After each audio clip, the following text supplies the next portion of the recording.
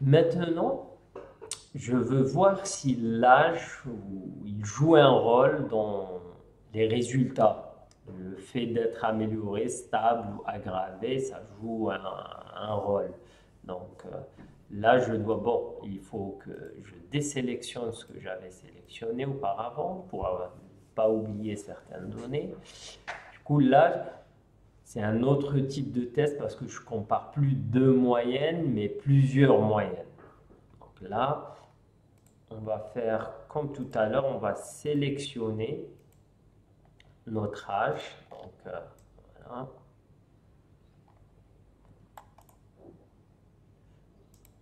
Et on va créer une nouvelle variable ici. Allez, âge de qui? Ça, c'est l'âge de ceux qui se sont améliorés. Améliorés.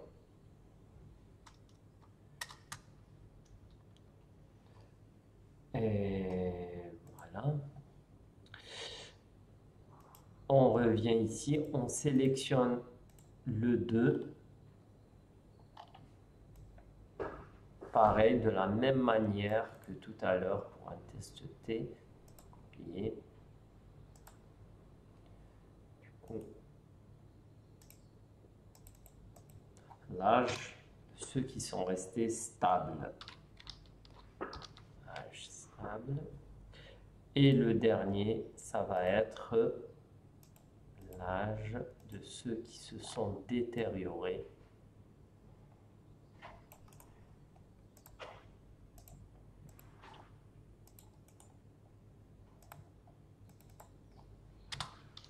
Détériorés ou aggravés.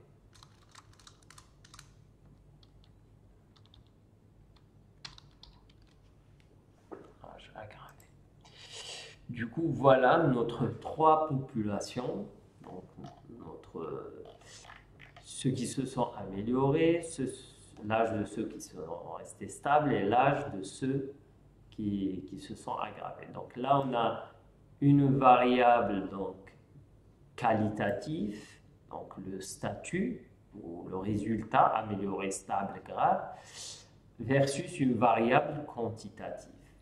OK? Et on a trois groupes, comparaison de plusieurs moyennes. Du coup, là, on part sur données, sur utilitaire d'analyse.